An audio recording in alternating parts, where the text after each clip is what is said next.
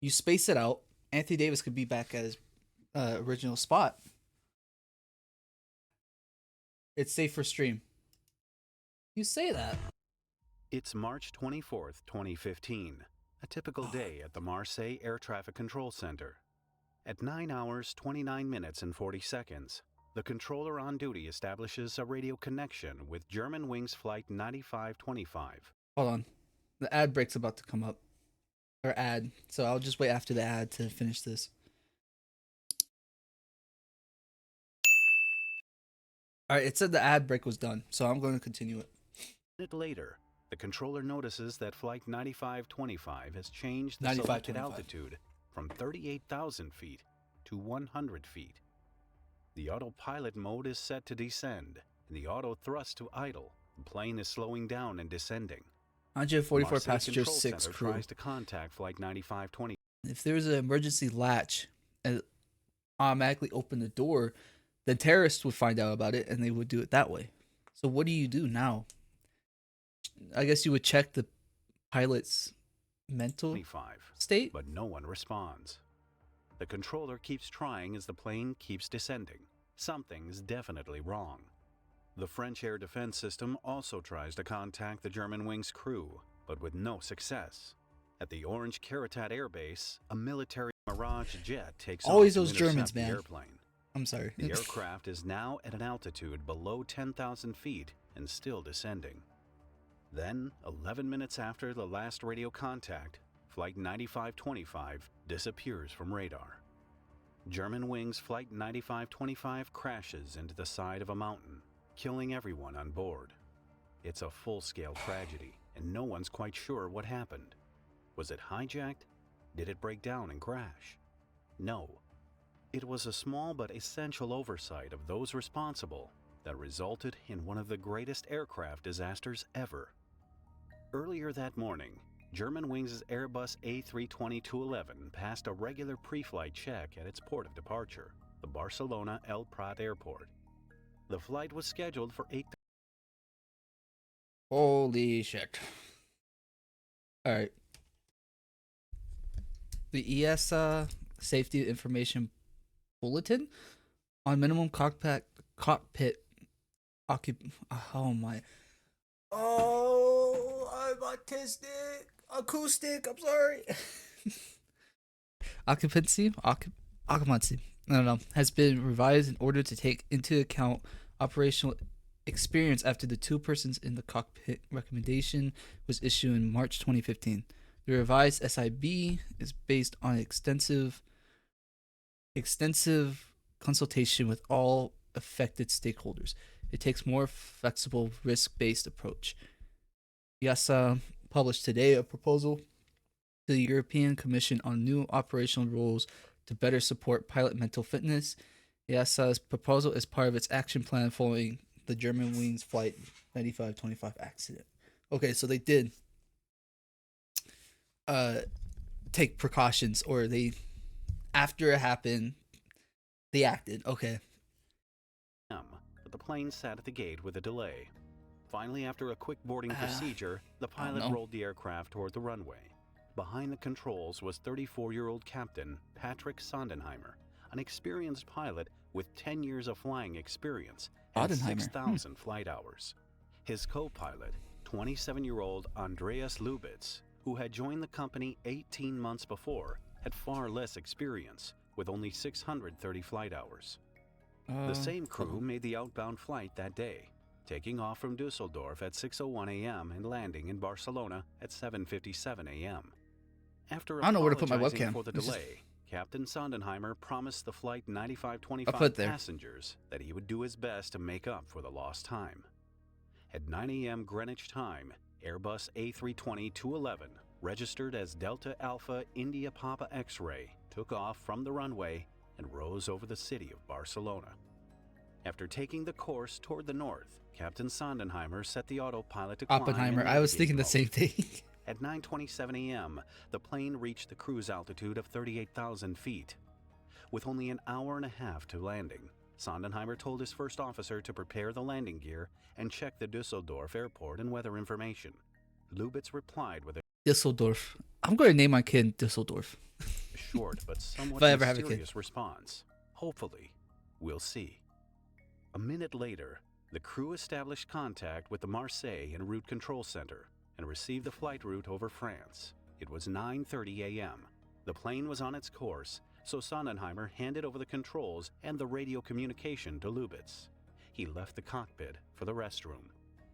Less than Lubitz was the 27-year-old, right? Hold on. 352.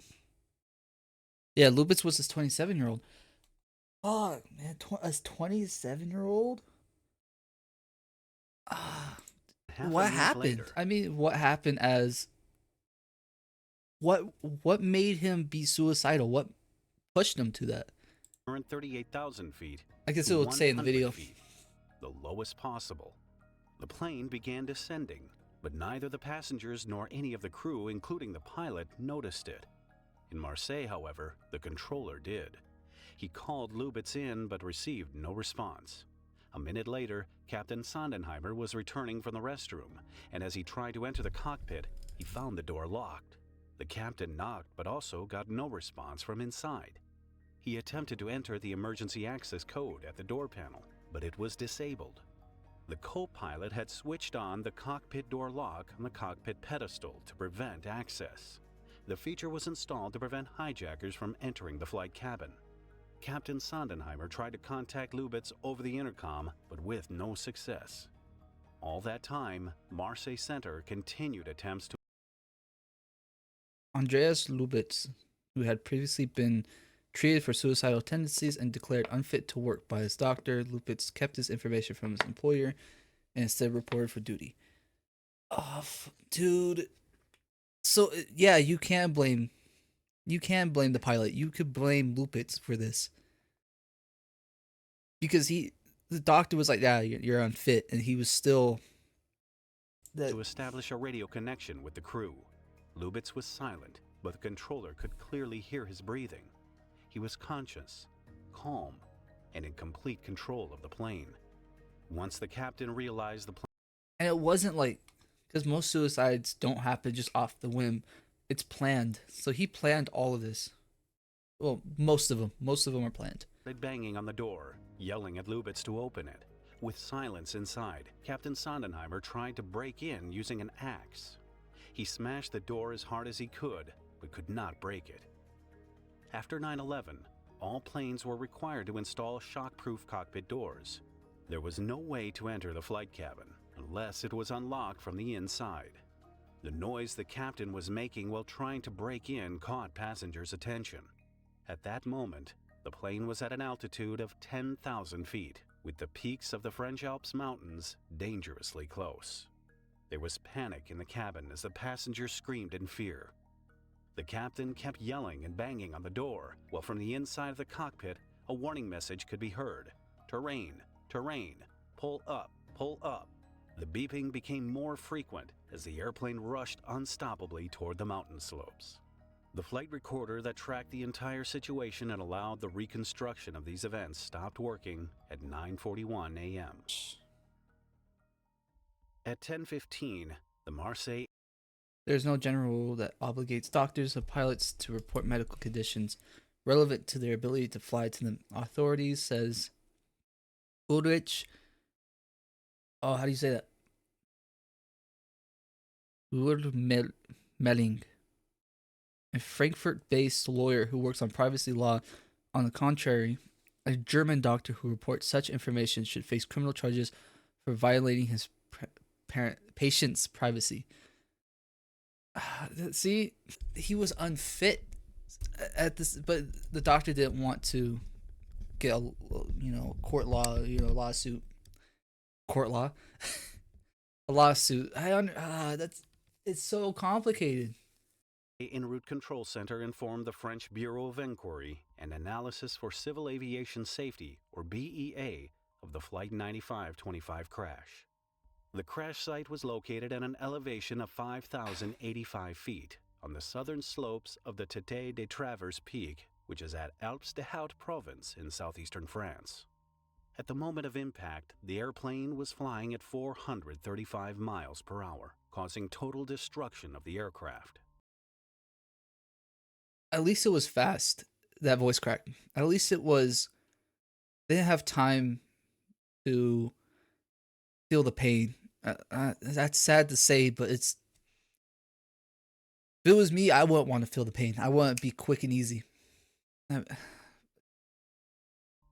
The plane wreck was scattered across an area of 2 square kilometers. Man, you The ruined my following day. day, on March 25th, Here, O'Brien, you French ruined my day. I gendarmerie didn't have to. helicopters I didn't have to learn transported about 7 this. BEA investigators to the crash I'm site. kidding. They were accompanied by the search and rescue teams, yet there was hardly anything to rescue. The largest piece of the wreck was the size of a car. None of the 144 passengers and 6 crew members survived the crash. The scale of the airplane destruction, coupled with the harsh weather and terrain conditions at the site, led investigators to focus their search on finding the cockpit voice recorder, the so-called black box. After finding the voice recorder on the first day of the search and the flight data recorder the following week, the inspector... If the doctor reported it, he could have saved a lot of lives. But you can't really blame the doctor, though, because who would have thought this guy was going to come onto the airplane, kill himself, or kill all those people? I think the worst that he was thinking was, he might just take his own life. He was probably thinking that, but who would have thought, hey, he's going to, unless the guy was like, doctor, I'm thinking about killing myself by flying into a mountain or a building. Then the doctor would be like, okay, hey, I got to report this. Other than that, who would have thought he was going to do it?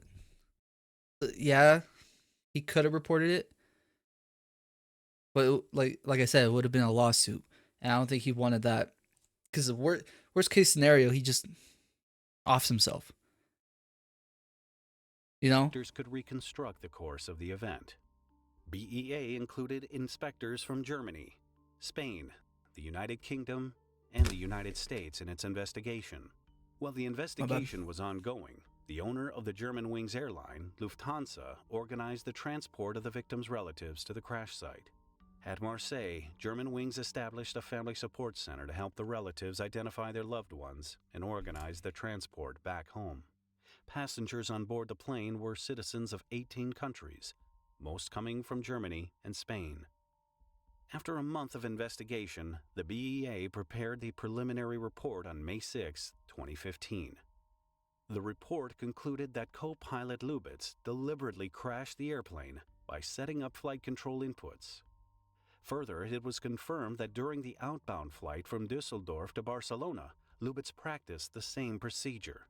While the captain was absent from the cockpit, he set the altitude to 100 feet and had...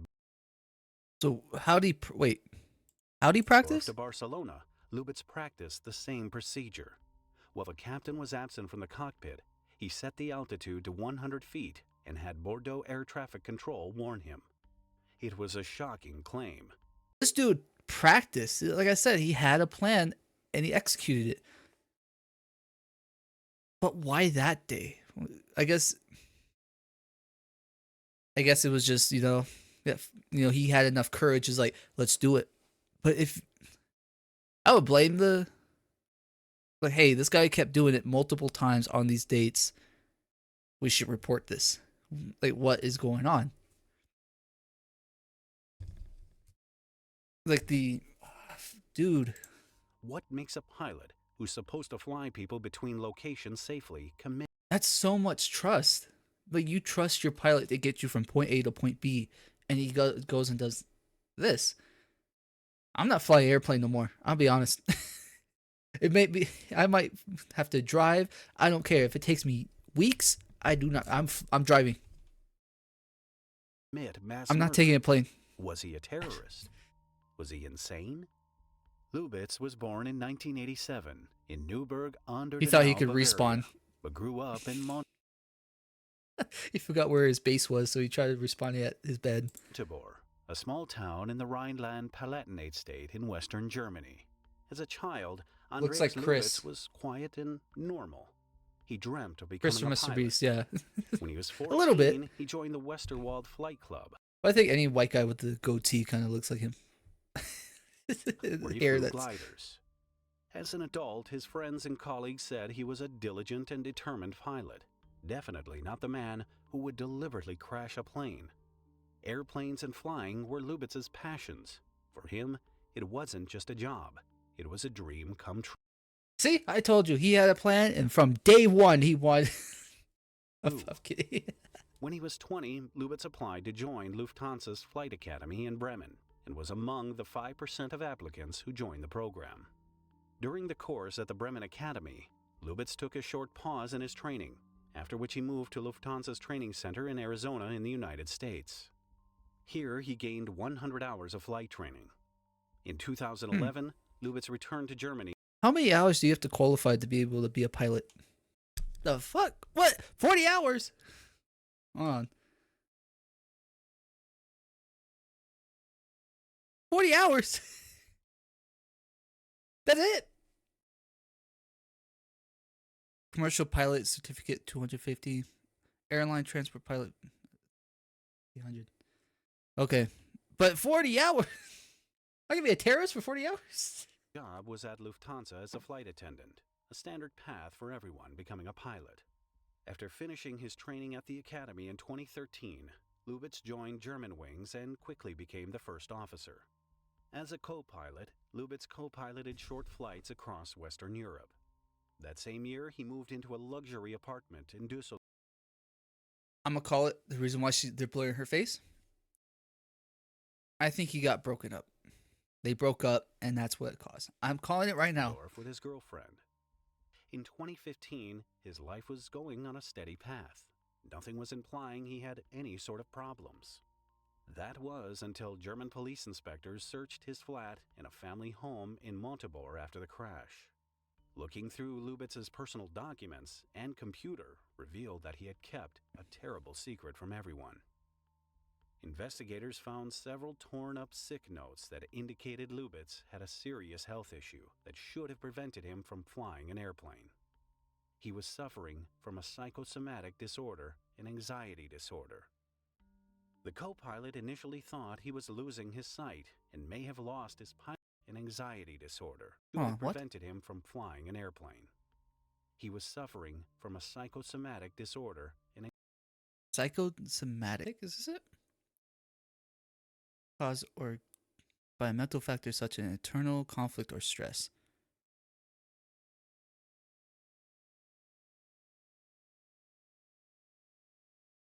I think you have that too. What do you mean by that? Examples. Headaches, muscle aches and pain, racing heart, elevated blood. I don't have elevated blood pressure.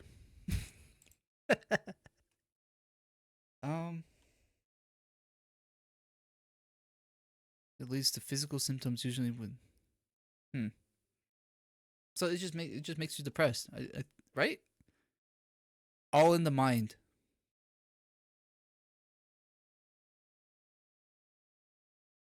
Too big words. Too many big words. An anxiety disorder.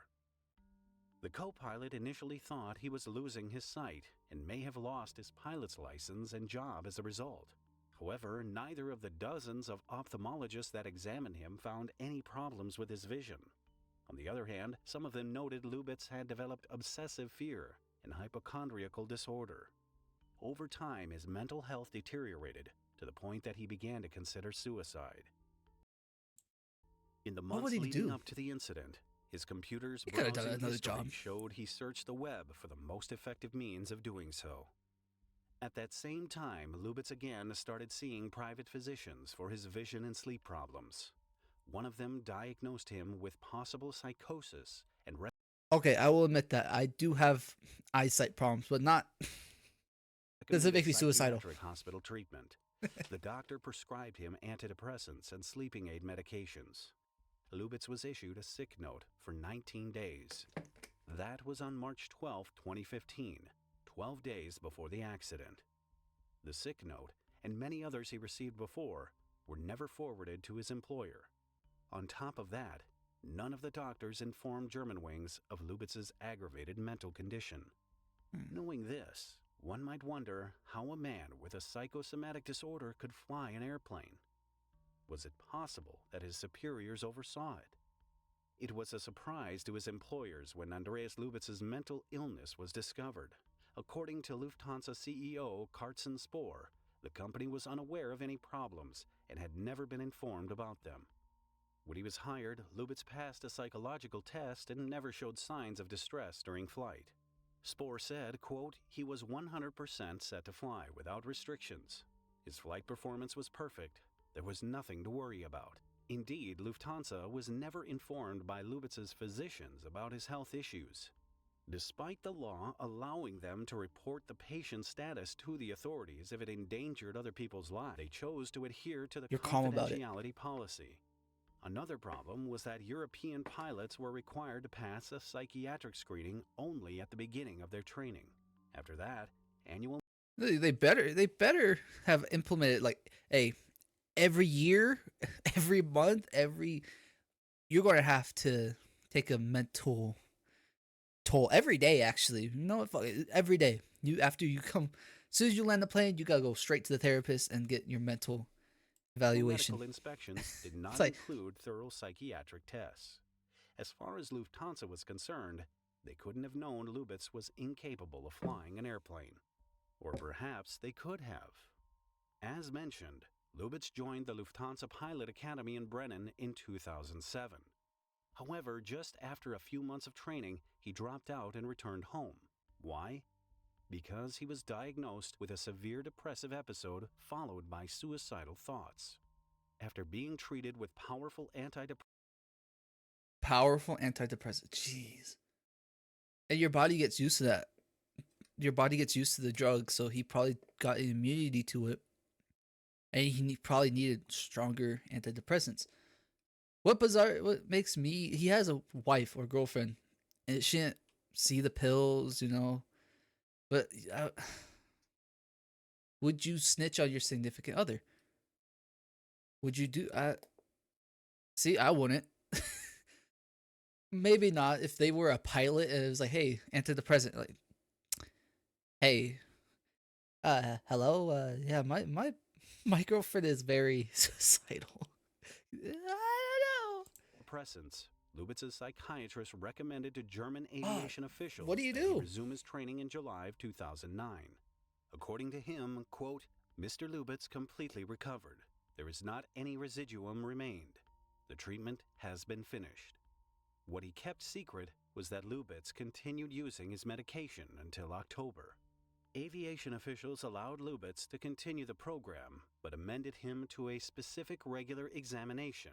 If the pilot showed a need for psychiatric treatment, he would have been grounded. In 2010, when Andreas Lubitz applied to a training program in Arizona, he lied about his previous psychological problems. The U.S. Federal Aviation Administration caught the lie and forced Lubitz to admit he had a history of depression. In the end, he was granted to attend the program and earn his pilot's license. This was all noted in Lubitz's personal record. Lufthansa officials had the means to know he had a history of mental problems. Sir, your employee crashed a plane. Why won't you take questions? Additionally, they had to know and they were obligated to ensure he was fit to fly. It would have been possible to prevent the tragedy on Flight 9525 if officials had paid attention. In retribution, Lufthansa agreed to pay the families of victims $75. That's it. That's it. You better up that shit, bro. Golly, it was your pilot. That's a lawsuit right there for more. 5,000 euros each, or $90,000, plus 10,000 euros to every close relative of a victim as compensation for their pain and suffering.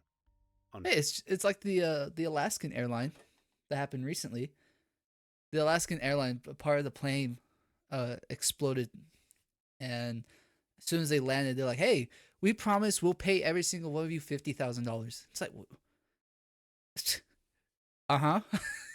sure, buddy. Neither the Lufthansa nor Arizona Flight School was held legally accountable for the disaster. In response to the tragedy, the BEA recommended that all I should disclose no one was hurt on the Alaskan airline, but it got people by shock. They landed immediately, but $50,000 with taxes now? That's nothing. All That's pilots in nothing. European Union airlines undergo routine, in-depth psychological testing. Meanwhile, the European Aviation Safety Agency recommended airliners adopt a rule of always having 2 crew members in the cockpit for the entire flight duration. However, a year after the tragedy, the recommendation was withdrawn. Lufthansa and Germanwings aborted the policy in 2017. Today's episode is sponsored by Morning Brew. If you're someone that likes to get the right news, Man, I'm not getting sponsored by an ad. What makes you think I'm going to allow you to sponsor? watch this episode next. If you Dude. Oh, man. I'm not sponsored. I'm not. No free shout out. Pay me. I think everyone wants their dream job. So all of a sudden, hey, mental illness, you can't do it no more. I would off myself too, in game. Thank you, Hero Brian, for the video recommendation too.